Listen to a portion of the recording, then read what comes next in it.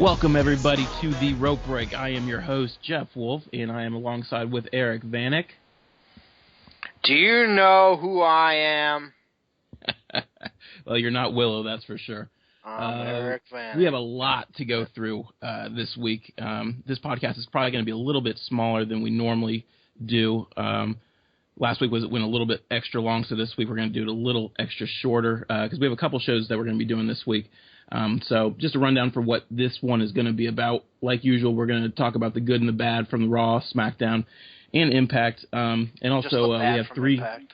Yeah, there's a lot more bad than there is good for Impact, like usual. I think the show ended. It went off of TV, so that's probably the only good it ended. That was the best part, is when it went fade to black. And then we have three main topics that we're going to talk about later on in the show too. But let's get started because, like I said, we do have a lot to go through for the the whole weekend. Basically, it's a big weekend for professional wrestling. So let's get started. Let's talk about Raw. The opening segment was a good way to hype up the show, I thought.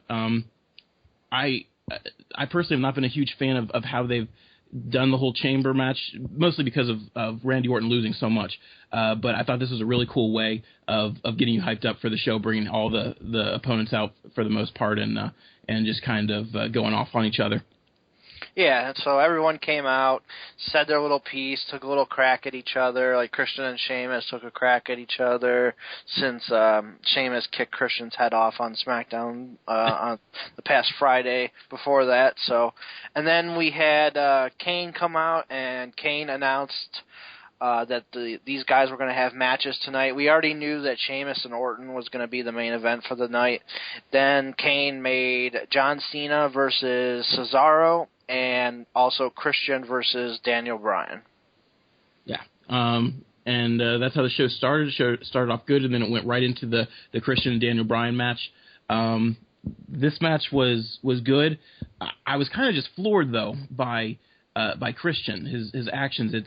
He went in, he's returned, and he's a good guy, and then all of a sudden, just like mid-match, he has a heel turn? Is that what it looks like to you?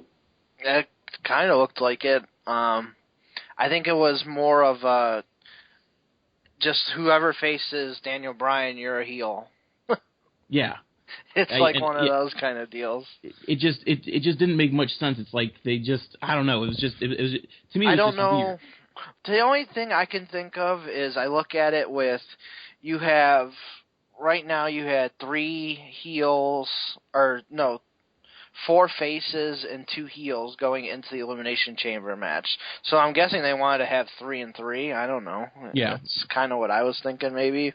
I think you're right. I think it's just a heel versus face thing, and I just think that they did it very oddly this time around. Yeah. But yeah, it was definitely a solid match. I mean, anytime you put Daniel Bryan in a match, it's obviously going to be solid. And Christian we're both huge Christian fans, so we're not going to say that he doesn't bring anything bad to the table. It was a good match. I mean, Christian played the heel. If it is a heel turn, he played it well. He played the heel in the match very well, and we know he can play a pretty good heel. So. Oh yeah, he played great heel. But then after the match, we had Kane make, I guess, like a side match with him and Daniel Bryan at that time, where the Kane and Daniel Bryan thing to me just doesn't really fit too well in my view.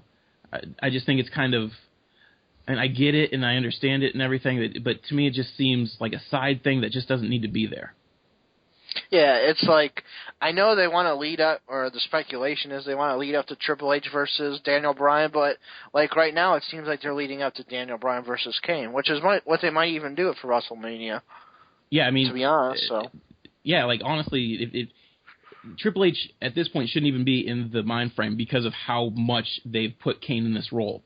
So if they're going to go that route of Kane versus Daniel Bryan, cool, keep doing it. I guess it'll be that's how you're going to hype up Mania. But if they're still thinking of having Daniel Bryan with Hunter or versus Hunter now, to me it'll just make no sense really at this point because you've spent so much time with Kane and Daniel Bryan. Yeah, they've kind of forgotten about the history between Daniel Bryan and Triple H from SummerSlam of last year. So yeah. And then later on in the show, we had Roman Reigns versus Mark Henry, which potentially you thought maybe this could be a really good big man match. Roman's being hot, Henry coming back from an injury. There's definitely potential of this match, but Mark Henry looked bad. He looked real bad. Not just this match, but the match prior that he had, I think, was with Ambrose. He just doesn't. Well, yeah, even this match too. He seemed very slow. Yeah, he just seemed like he can't move that well in the ring right now. I don't know if that's coming with old age. I don't know if he's still injured. But he just didn't look good. Regardless, it didn't really matter though, because this match was an absolute squash. Yeah, which kind of surprised me because they put so much time and effort into hyping Mark Henry and still making him a legitimate, superstar and, top tier guy, and they just kind of just squashed him like he was Dolph Ziggler or something. Basically. Maybe even a little worse than Dolph Ziggler. Yeah. It didn't really make much sense, especially when you're bringing someone back so quickly, and he's a guy that was potentially, in a lot of people's views, a upper to main eventer. So it just didn't make sense, but that's the route they went. And then afterwards we had a Wyatt's and Shield stare down. Before that though, we had Bray Wyatt have probably one of the greatest promos I've ever seen. Yeah, it was very cool. Good back and forth, and it was basically, usually Dean Ambrose is the mouthpiece. This time Roman Reigns stepped up and was the mouthpiece for the Shield this time, which was pretty cool to see. Yeah. It's good to see if, like on last week we talked about, is he the face of the company going forward, and this is the kind of things that you need to see out of him. You need to see the fact that he can step up, and he can be not only the enforcer physically, but he can also get on the microphone and do well there too. So it was cool to see him kind of like just taunt him, like, hey, come on down and say it to our face and whatever. We got another stare down. Absolutely love the hype to this point of the Shield versus Wyatts.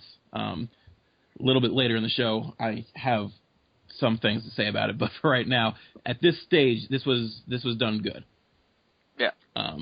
And we then have Kofi Kingston and Jack Swagger have a match. Another solid match by both of them. I think they're both. We've talked a lot about chemistry and how important it is with the lack of chemistry with Randy Orton and John Cena, but it seems Kofi and Swagger are definitely building up some really good chemistry together, and it really shows in every match they have. Yeah, and they've both been doing pretty well lately. I think it's kind of like the start of maybe bringing the Intercontinental title back to life and making it relevant again, because these, obviously Swagger's got the shot at Elimination Chamber against Big E, and Kofi wants to prove, hey, I deserve a shot too. So I think this is kind of like the start of the lower rankings of the Intercontinental title of people fighting to try and get that title shot. So that's kind of what I'm hoping that this match was kind of used for. Yeah, and I think they've kind of seen Kofi and Jack Swagger are very similar in their path of where they've gotten to at this point in the WWE. Both, neither will be a world champion again. Kofi, there was a time where he could have potentially, with that Randy Orton feud. Swagger was given the title. It didn't work out. I think both of them are that mid-level guy, and they're both very good at being that mid-level guy. I think just being in that kind of spot, Jack Swagger, in the ring, he just looks a whole lot more confident lately, and it's really showing in his matches, and Kofi is definitely a good mid-level guy as well. So seeing these two in the ring every time, I mean, it's getting a little repetitive, but I don't mind it because they're both putting on some awesome matches. And then I guess the one thing that was Raw to me wasn't that awesome, but this match between John Cena and Cesaro was phenomenal. Like, they did such a phenomenal job, and Cesaro's been having great matches, and the more they get him in with main eventers like John Cena, it definitely helps his case out even more, showing his talent against really higher up guys. But John Cena also did some really awesome stuff in this match, and they definitely had a match of the year candidate. Yeah, definitely. These guys put on one of the best matches of the year so far. definitely rivals Daniel Bryan versus Bray Wyatt at Royal Rumble for match of the year so far. Cesaro did some very cool moves. I love the standing on the second ropes and pulling John Cena in for a suplex. I mean, that takes incredible strength. Doing the Cesaro swing to him. John Cena did a Hurricanrana. Then he did his little roll-up into the attitude adjustment to end the match. I mean, there's just so much innovative stuff, and I know, people get on John Cena, but you guys got to give John Cena credit for this match, too. I mean, we all know Cesaro right now is on top of his game. He's one of the hottest stars in the WWE at this moment, but Cena put on a hell of a match, too, so. Yeah, John Cena's athleticism definitely showed through. And, I mean, the only thing I can say negatively about that match is I wish John Cena was able to cleanly roll through and finish it there. Still, he did a phenomenal job. He did an awesome job. And I'm nitpicking completely with this. But, yeah, awesome match. It's not match of the year to me. It's number 2 to me. It doesn't beat Bray and Daniel Bryan, but it is definitely second best, and it's not far behind in my book. And then from that, we go to Jey Uso versus Billy Gunn. I really like how this feud is being done. I'm a big fan of doing like one-on-one matches with tag partners, building up to a future tag team match. And I think overall the tag match between the Usos and the New Age Outlaws is really going to be good. All 4 of these men really kind of click together when they're in the ring, or even separated just one-on-one. Their styles complement each other in a way, it seems. Yeah, I think you hit the nail on the head there. These teams really do have pretty good chemistry together, and considering, the Outlaws have really just come back within the last couple of months to be, kind of a full-time team again, they really show that, they've been clicking. I'm sure they've been working backstage and stuff on their matches, but the feud has actually been built up, I thought, pretty well. They've been given the proper time on both Raw and SmackDown, something WWE doesn't do a very good job of in building up feuds, but I give them credit on this one. They've actually built this one up pretty good, and I'm actually really looking forward to seeing this match Sunday at the Chamber. Yeah, it seems like they have almost 2 different kinds of writing crews in WWE, because some stuff they do is like, you're doing it awesome. Like, they've built this feud up real well, and they've done the Shield and the Wyatts real well, and then other times it's like, what are you doing? So it's just real inconsistent, but yeah, I agree. This feud has been built up real well, and I'm definitely excited to see this at the pay-per-view. And then the main event that we had this week was Randy Orton and Sheamus, and I was wrong. I was completely wrong. I expected Randy Orton to lose every single match against every opponent cleanly, or just lose in general, without a DQ finish, and then go into Chamber and just win it. But we had a DQ in this match. It was a good match. It was a solid match.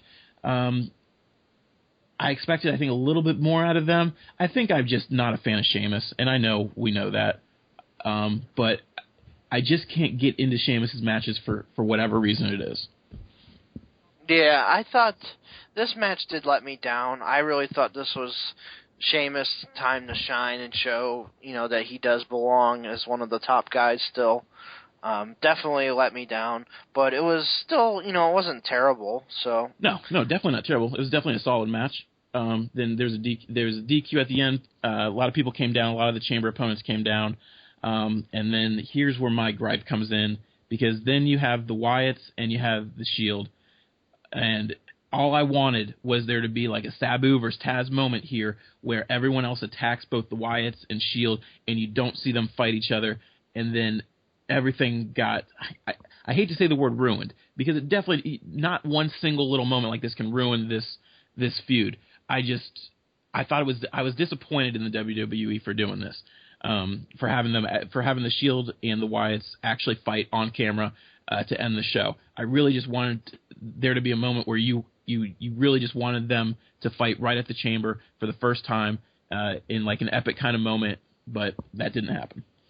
Yeah, and like you said with the Sabu and Taz thing, how many WWE writers even know about that or remember that, to be honest with you? No, you're right. They probably don't have the slightest clue of how to do that. Yeah. So I see, that I blame that totally on them because WWE hires, writers that really didn't specialize in wrestling, let's say. And I agree with you. I definitely would have rather have seen these guys finally just face off at the Elimination Chamber. But the brawl was just a brawl, just to end the show, total chaos. So, I mean, that was pretty much the end of Raw. It was nothing major other than these two teams finally going to blows. Yeah, I mean, and overall, I thought the show was, I'd say it was pretty average. But the fact that you have a Match of the Year candidate on there, it bumps it up a little bit. I know we kind of differ on what we believe in. If you have a Match of the Year candidate on a show, how much better it makes a show. I believe it makes the show a little bit better because I like to see consistency and I like to see an overall value of it. But definitely the moment of the night is Cena versus Cesaro. No doubt about it. Yeah, I agree. The other matches were all pretty solid, though. I mean, other than the Roman Reigns and Mark Henry match and the other matches that we decided not to talk about. I mean, it was a decent show. I mean, it wasn't. It's what we've expected from Raw lately, and what we've seen from Raw lately. It's just average. Yeah. But that match definitely bumps it up a little bit. I agree. And then we're gonna get right into SmackDown this week. We had an opening contest that was first scheduled just to be Daniel Bryan versus Jack Swagger. And then it ended up being Daniel Bryan versus Cesaro afterwards. So we'll get to the Swagger part first. I thought Jack Swagger I enjoyed Jack Swagger versus Daniel Bryan a little bit more than Cesaro versus Daniel Bryan. I don't know why. Cesaro and Daniel Bryan definitely had a good side as well, but I think I'm just starting to really like Jack Swagger getting a groove lately. Yeah, it was definitely a decent start-off match. It seems like, WWE's been doing that. They've actually been putting a very good wrestling match as the first match, which is great to see. So yeah. We saw that. That was pretty cool. And then Kane came out again and put on Cesaro versus Daniel Bryan for the second match. Yeah. And they had a very good, technically sound match. The cool thing about that match, I thought, is I was thinking when I was watching that this is what the future should be like. We'll be able to see very technically sound wrestling like Daniel Bryan versus Cesaro. Like, I'm just imagining down the road with a world title on the line. I think this match, if given them a lot more time and a lot more of a main spotlight, we'll be able to definitely work off this match and have even greater matches in the future. Yeah, it definitely should be a feud that should be showcased somewhere along down the line. So hopefully that's a sign of things to come. Yeah. And then we talked earlier about Christian was at a heel turn in his match, and then we had a promo with him on SmackDown this week where you definitely see that this is a heel turn. But I like the way they're going about it. It's not just like, oh, I'm a bad guy and I'm going to take what's mine. He's talking about him being a desperate man, and desperate men do desperate things. And I love the desperation gimmick, especially for someone like Christian, who's up there in age now. This legitimately can be his last run. I thought it was a really good promo by him, and I was just excited about seeing what's to come later on with Christian. Oh, and you nailed it perfectly. I mean, Christian is definitely one of the best talkers in all of wrestling, and he proved it right here again. I love, like you said, the desperation gimmick. He wants his one more match, and he's going to go out and do anything to be that one more man, even if that's beat up Daniel Bryan or beat up Sheamus. He's going to do whatever it takes to get his World Heavyweight Championship back. And at the end of the promo, even though I know in my head that he's not going to win the Chamber, I actually believe he could win the Chamber, just based off of that promo. And that's exactly what you need to do with your promos. So he did an excellent job there. Yeah, they really have, to add on to that point, they really have done a really good job of making basically every single person in this Chamber a legit person that you truly believe can win the Chamber on Sunday. Yeah, and just thinking in my head right now, if I had to pick somebody, for our prediction show, I don't even know who I'm going to pick yet. I mean, I have an idea of who I just think they're going to go with. It's not who I want them to go with, but I don't know. I mean, that's awesome. That is an awesome feeling to know that you really don't actually know. So I do give them credit for that. But we'll move on from that because we will have a prediction show later on. To start the show, we didn't have a 6-man tag match, but that didn't mean that they weren't going to give you a 6-man tag match. We still got one. We got the Wyatts versus Cody, Ray, and Goldust. Haven't seen that one for a while, have we, folks? It was a good match, though. It always is a good match with these 6. It actually made me believe that if we're gonna keep doing these, why not bring back the there was wasn't there like a 6-man tag team title back in the day, like back in the 80s or something like that? There was something like this. And if you're gonna keep having these 6-man matches, and absolutely they're awesome matches, why not bring that title back? I think it would definitely help things out with these 6-man matches to make them more relevant, more interesting. But like I said, the match was really good. I don't know necessarily offhand if that if they had a title like that, but I think with the Shield breaking up here soon, or supposedly being broken up soon, I think that would be kind of moot point then. Yeah, at this point. Because I mean, it would just be over. But definitely another solid match. You got 6 guys in the ring who can all go. I know Ray took some pretty nasty shots in this match. Ray can still sell, even people say he can't wrestle or he's always hurt, always dogging on Ray. But when Ray's in there, Ray can go, and Ray, he can sell everything. I know he took a massive big boot from Luke Harper, and I think he did like a 360 flip. So that was pretty cool to see. Yeah, I like to see 2 guys in here that kind of get overlooked that I thought did a really good job were Harper and Goldust. I thought they both did. They're both really good big men. Goldust has just shocked the hell out of me, honestly, with him getting up there in age, and it seemed WWE didn't even want him really. And then they brought him back with Cody, and he's just done a phenomenal job, I think. But yeah, it was a good solid 6-man. I imagine we're going to keep seeing these until who knows. I mean, the Shield will break up. We understand that, but we don't know about the Wyatts, and we don't know what's going to go on with the Rhodes. So these could just continue. But also afterwards we had a Dolph Ziggler and Titus O'Neil match, and I know I'm going to let you take this first because I know you have a lot to say about this one. Okay, so all right, I'm watching SmackDown, and Dolph Ziggler's music hits. I'm like, oh, all right, sweet. Hopefully they're going to do something sweet with Dolph Ziggler this week. And then 3 seconds later, Darren Young's at commentary. So I know what that means. That he's obviously out there because Titus O'Neil's coming in the ring. Yeah.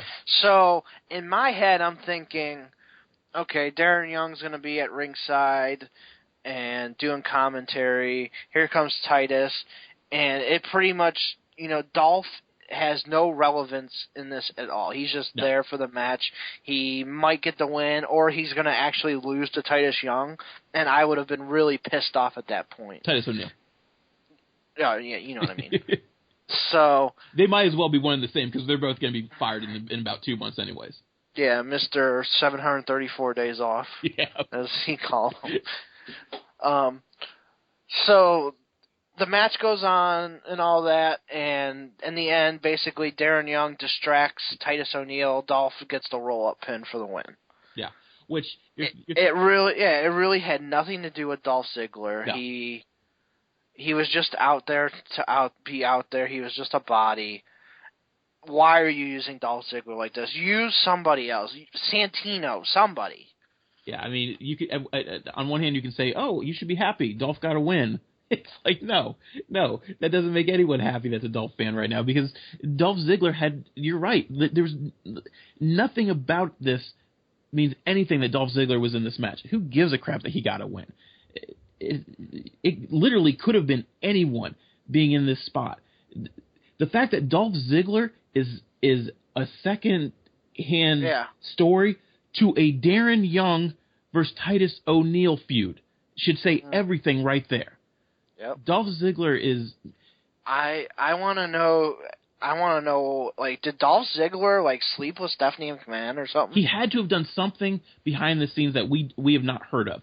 I know he goes on internet shows and radio shows and television for like local news and stuff like that, and he will be vocal about what's going on with him.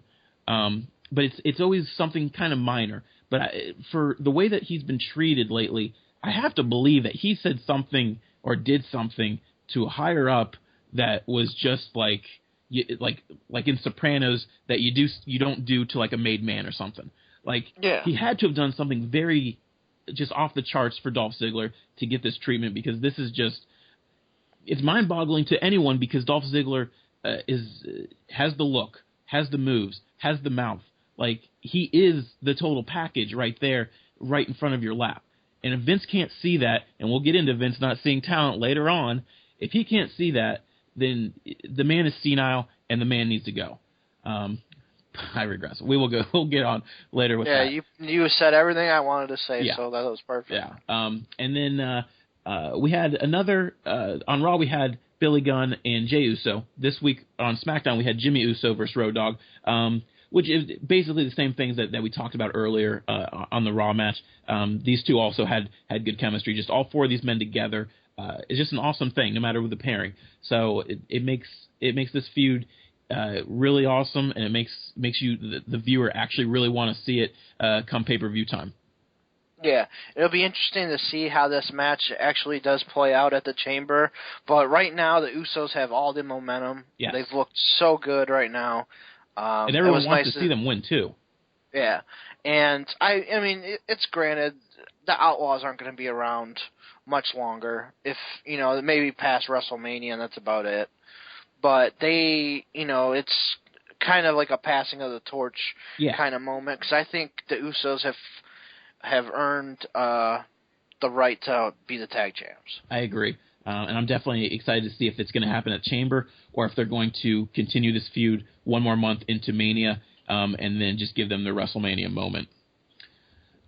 And then for the main event this week, we had Sheamus again. He was double dutying on Raw. He was the main eventer, and then on SmackDown he also main evented versus Christian.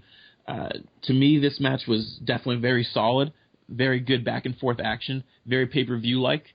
So definitely a good main event for SmackDown. Like I said, though, there's something about Sheamus I just can't get into the matches.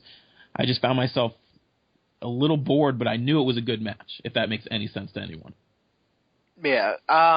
What I liked about the match, I thought it was a very solid match as well. It really showed Christian turning heel even more, with Christian really attacking Sheamus's shoulder and all that. He just went to town on Sheamus pretty much. Overall, a very solid match. I would have loved to see Christian get the win, but I didn't think that would happen. I liked the endings to the match with Sheamus doing the reversal and hitting the white noise for the win. Usually he gets the brogue kick with the win, but it's nice to see him. The guys use other moves to end matches too. So I like that about Sheamus. He's got multiple ways to win a match. Yeah, it was nice to see Sheamus selling the shoulder as well as he did throughout the match. It seems they're very vocal that Christian is on a losing streak while watching that match. So I knew he wasn't going to win, and I knew Sheamus was going to win. It makes you wonder exactly what's going to happen at the Chamber with Christian and with Sheamus. But yeah, definitely a solid match. SmackDown again was a very solid show. I enjoyed it overall. Yeah, I think it was better than Raw, but I think it's hard to say that with the Cena and Cesaro match. But yeah, I think overall the rest of SmackDown was better than Raw. Yeah, I mean, I can't. I think their main event was better. I think the secondary matches were better and all that. So yeah, I mean it's hard to say that SmackDown was overall a better show. It was overall better, but also like you said, that Cena versus Cesaro match that just sticks with you. So overall, good SmackDown. And then we go to the evil stepchild of professional wrestling, Impact. Yeah, this will be quick. Yes, it really will. So we start the show with the fact that Team Dixie versus Team MVP for the control of the company gets announced officially.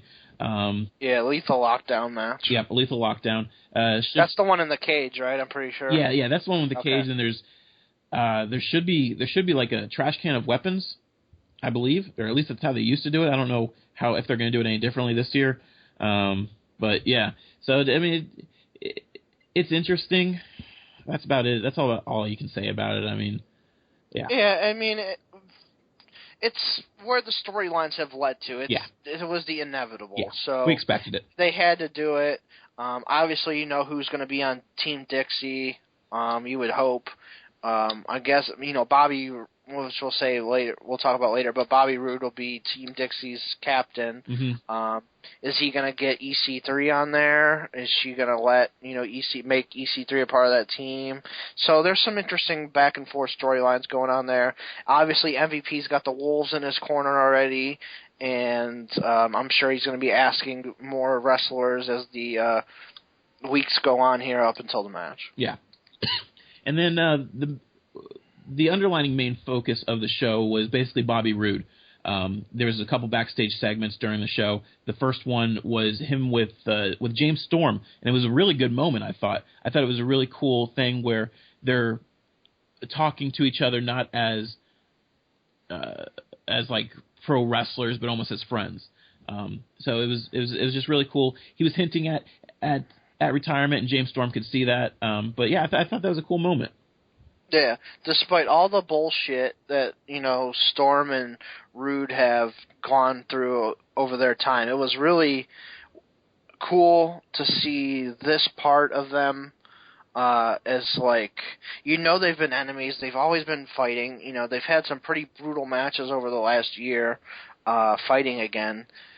To see them, like, in this kind of a moment and talking about their past and everything and about professional wrestling as a whole, it was pretty cool moment. So I give TNA props for this backstage segment. I thought it was really good. Yeah, and then we went into another segment that was also a cool moment, and that was Gunner and James Storm, where James Storm is kind of just, like, hyping him up for the match, telling him that this is his time, he deserves this, just go get it. And me personally, I used to be a fan of Magnus, but Magnus just bores the crap out of me as a world champion. Sometimes it just doesn't work, and I think that's what's happening now. So watching this, I was actually kind of looking forward to maybe Gunner getting the title. Yeah, it was. They kind of like were hyping up Gunner a lot. Like they started off the show with a Gunner video, then they replayed it later on, and it kind of like it was just like Destination X where Austin Aries won his title. Like they played the Austin Aries videos all night, and it just seemed like, wow, maybe this is Gunner's actual time, and they're gonna give him the belt. Yeah. But why would they do it on a non-pay-per-view show, which kind of shocked me. But so that's kind of what was in the back of my mind. Definitely a good back and forth between him and James Storm. I like, Storm hyping him up. And then at the end, for his friendship and all that, Gunner gave James Storm the tag team title briefcase. I forget what it's called. I don't even know if they know it was Feast or Fired. Feast or Fired tag team briefcase.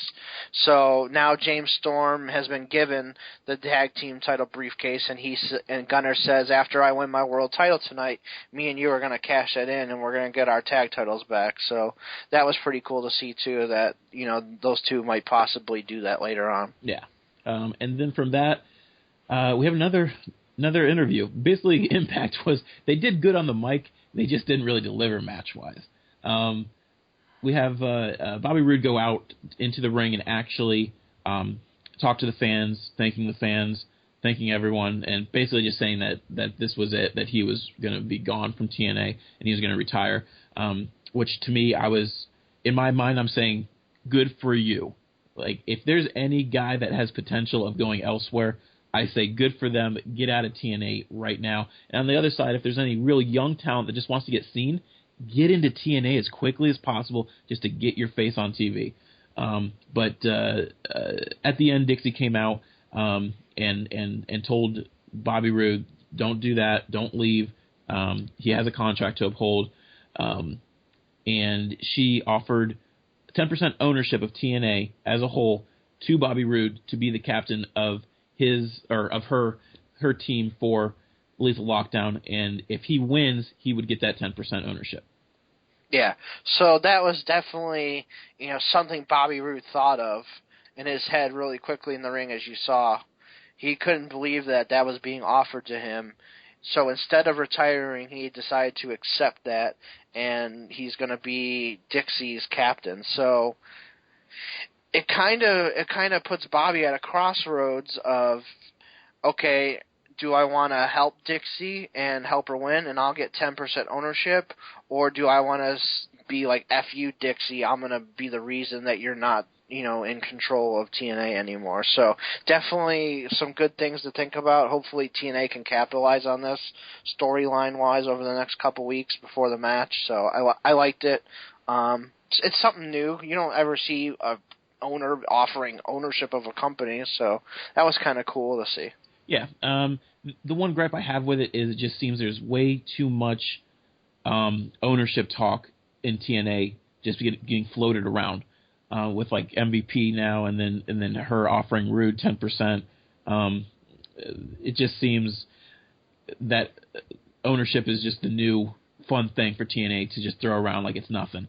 But on the flip side, I think Bobby Roode's going to be a good captain for the team. And then we actually saw before the Wolves and Bad Influence match that Roode actually goes up to Bad Influence and tells them it's not a guarantee that they're on his team. He can't pick his friends. He needs to pick who's good.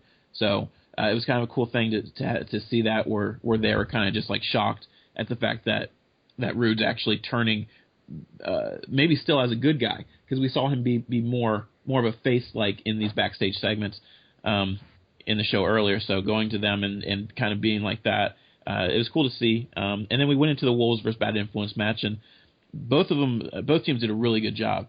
The Wolves, I've always loved, and they bring a completely different kind of style to TNA. Mixing with Bad Influence, they did a really good job, and they're going to continue doing a good job until this turns into an actual title shot.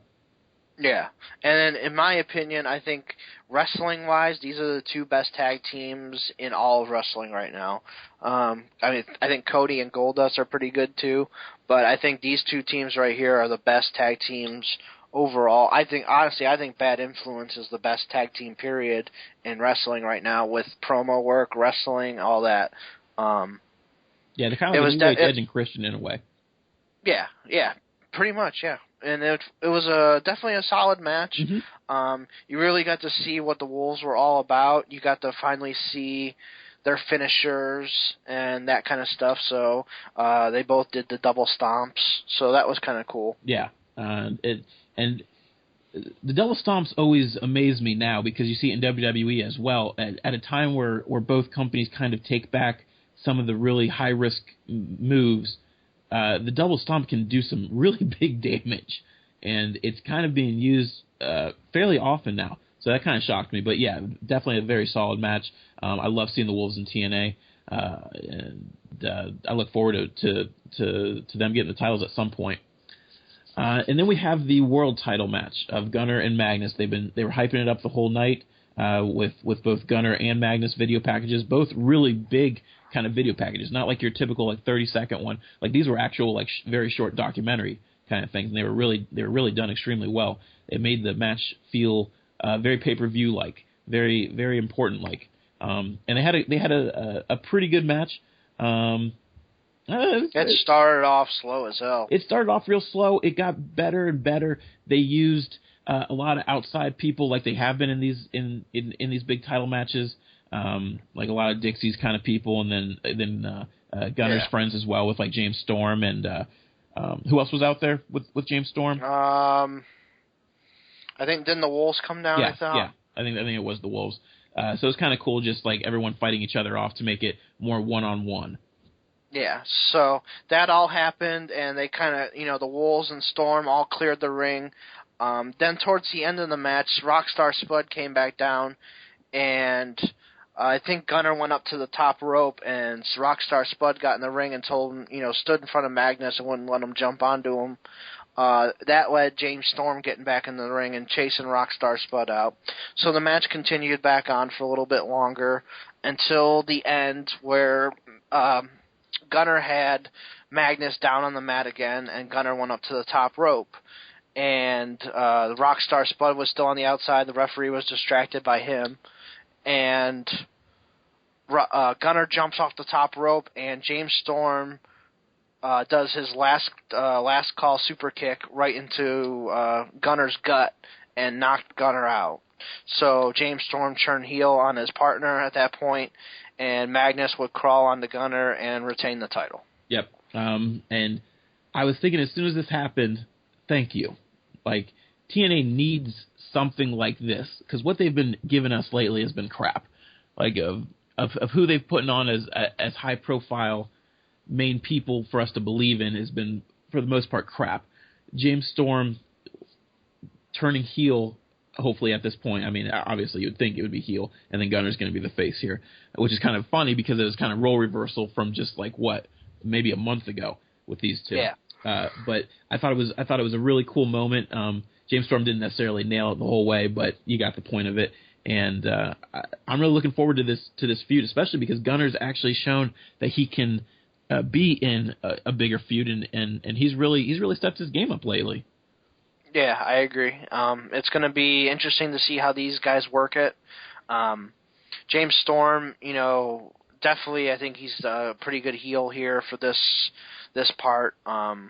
It should be pretty good. I mean, James Storm really hasn't been doing anything the last month other than being Gunner's, sidekick pretty much, and he's definitely way better than that. So I like seeing it. I like seeing where this feud's going to go, and I'm guessing there's going to be a match between these two at Lockdown. Yeah, and then I think the funniest thing about this match is that no one's even talking about Magnus. Like, no one's even talking about the world champion still at this point. I just don't think he's believable anymore as a world champion. I don't think it's working out. I wanted it to work out because I really did like Magnus, and he was really getting hotter and hotter. But at the same time, this was happening when people were still around and morale was still really high in TNA. He doesn't have a legit win. No. As champion, even to win the championship, he doesn't have a legit win. He just looks really weak in every single match, it seems. Yeah. All right, so that was Impact. It was, like I said, it was more of the backstage kind of stuff and the talking that really got the show over. Wrestling-wise, it wasn't really there for the most part. I mean, we had the Wolves and Bad Influence, and that was a really good match. I think this Impact was better than it's been. Yeah. Mainly just because of the talking. Yeah. Maybe because it's less wrestling. Yeah. Which is weird because for TNA, it was usually the opposite. It was usually that was the better professional wrestling that you could see on a weekly basis, and it wasn't about the entertainment factor. But this week, Impact was definitely more about the talking. Yeah, so definitely a decent show. Not the greatest I've seen, but it's definitely been better than what they have been doing. Yeah. So that's going to be our reviews of the week. We're going to now get into our big three issues this week, which. Not a whole lot to talk about. The first thing, unfortunately, that we have to bring up is the fact that Big Daddy V passed away this week. Big Daddy V was big in professional wrestling since like the 80s. He's been in so many different big eras, and he's been a big, not just a big man, but just a big character in so many different ways. Really sad to see him pass away, but he definitely leaves big things on his legacy as a professional wrestler. Yeah, definitely. You could see from all the outpouring of support for his family and for him, all the good things that you read about on Twitter from other wrestlers and stuff. There was nothing but good things to say about him. He was a good man. Definitely sad to see that he passed away. Yeah. So that's all we're going to say about that. It's always sad to see a professional wrestler pass away, especially one that you grew up watching. Yeah. And then we go from sad to very positive for some people, and that would be that it was announced by the WWE that Hulk Hogan is going to return. It was confirmed now, and it's also confirmed that he will be the host of Wrestlemania. I am not a big fan of WrestleMania hosts. Me either. I didn't like it when The Rock did it. I won't like it when Hulk does it. The big thing about when The Rock did it, though, was you knew that was going to lead into something down the road, feud-wise, with John Cena. You basically knew that. With Hogan, that's not going to be there. I mean, the biggest possibility of this is if Hogan does a good job and does well behind the camera looking-wise, that he might be looked at as a GM or something.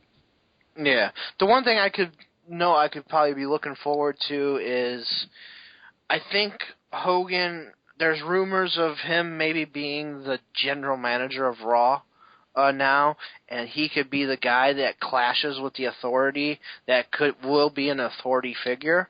So I like that, and I like the fact that I'm guessing with Daniel Bryan being picked on by Triple H and Stephanie and Kane and all these people, that Hulk Hogan is going to be the one that kind of saves him and, evens the odds a little bit with Daniel Bryan. I could see with being WrestleMania, if it's Daniel Bryan versus Triple H or Kane or whoever it is, and the authority trying to screw Daniel Bryan out of the match again, I can see Hogan maybe getting involved and, settling the score there. Yeah, but regardless, it'll be fun to see Hogan back. I mean, the roof will go off. Yeah. I mean, it'll be a cool moment. Like, Hogan gets a pop no matter where he goes, no matter who hates on him or what. So it's good for WWE to bring him back in some capacity, anyways. Yeah. Like I said, I'm just not a fan of hosts of WrestleMania. Yeah. I think it's just cheesy. It's big for the WWE Network too, because the Monday Night War show, you can use interviews there. You got all the WrestleMania Rewind. I mean, Hogan's been a huge part of WrestleMania, so now you get new, fresh interviews with Hogan that you can use. You got all the other guys, so it's definitely a big positive for WWE. Yeah. And then the last thing we're going to talk about today, it really bugged me this week seeing a report that after John Cena and Cesaro's Raw match, they went to the back, they got a standing ovation, and even Vince McMahon was said to say that he, at this point, finally sees potential in Cesaro. And even a year ago, he said that he didn't see any potential in Cesaro at all. And that bugs me to death. I'm not a Vince McMahon fan. I haven't been for a long time, and I won't be a Vince McMahon fan. I respect things he does, and I respect what he's done in the industry. But to say that you don't even see talent, potential at all in someone like Cesaro, like, you brought him in for a reason. Like, you know what he can do. To see him wrestle anyone and to say that he doesn't have any potential at all. Like, I can understand if you don't see world title potential in him. Not everyone's going to be a world champion. Everyone strives to be, but not everyone can be. But to see that you don't see any potential at all in a man is just mind-boggling to me. And it's not the first time he's done something like this. The man doesn't see talent the way he should in this day and age of professional wrestling. This isn't the 80s anymore. I mean, I remember watching the ECW documentary, and you hear Paul Heyman talk about that ECW, when ECW was starting, they needed to change things up a little bit. Professional wrestling was headed into a different direction. And professional wrestling headed into a different direction again, kind of like when TNA was starting. It was more of a smaller man's game a little bit. It's not the big, tall guys anymore. You had people like CM Punk and Bryan Danielson at the time, and you have like your Low Keys, and you have a lot of guys that are smaller formed guys that were kind of shaping the business in a different way. And Vince doesn't see that. He might see that a little bit more. I think he's come around a little bit. Don't get me wrong, but I don't think he sees professional wrestling in the way that he needs to be successful. And this really bugged me because Cesaro is an absolutely phenomenal talent. He's been a phenomenal talent for years. He was phenomenal in Ring of Honor. I mean, like I said, you brought him in for a reason. So to say that you didn't see any potential in him, it just makes me believe that you're an absolute idiot. Yeah, and it's not just Cesaro. I mean, no. We see it right now with Dolph Ziggler. We see it with The Miz. We've seen it with numerous guys over time. You see, that's why people get frustrated and leave. I mean, MVP left because of the same kind of deal. You know, he wasn't being used properly. You look at Wade Barrett. I mean, the list goes on of guys that, you know, have so much talent and they really don't do anything with it. No. I could go on about this for an hour. Honestly, we could have a whole show about what I don't like about how Vince McMahon, and then basically how Triple H also sees people. He sees them a little bit better, but he still is kind of blind on a lot of things. Yeah, they kind of did the same thing with the Wolves. Yeah. Oh yeah. I mean, the Wolves. There was some issues with like someone being injured and them kept going and everything, but I just think the whole thing was done wrong. But that's going to be it, I think, this week, everybody. We are going to also be filming a prediction show coming up. And then, was there a third show we were also going to be doing? Oh, yeah, because we're going to be doing a post show on the pay-per-view. Yeah, post show of Chamber probably tomorrow night. Okay, yeah. So look forward to our predictions. Chamber's shaping up to be an awesome show, which kind of sucks because I'm not gonna buy it. I'll watch it illegally, but yeah, I mean, I'll probably watch it in some capacity, or I might go over to someone's house to see it. But as of right now, it's like, because I mean, this whole network it was done stupid in that regard, because who's going to spend $45 on the show and then spend a commitment of $60 the next day for the network? I understand you have a 3-week trial, but still. I got a funny thing about that, and I know a lot of people are joking about it on the internet, but the Royal Rumble pay-per-view DVD comes out on Tuesday. Yeah. Who the fuck is gonna buy that when you can buy the network? I know. And watch it a day earlier. I know. I mean, it's marketing wise, it wasn't done. But awesome. pay-per-view DVDs are going down the shitter.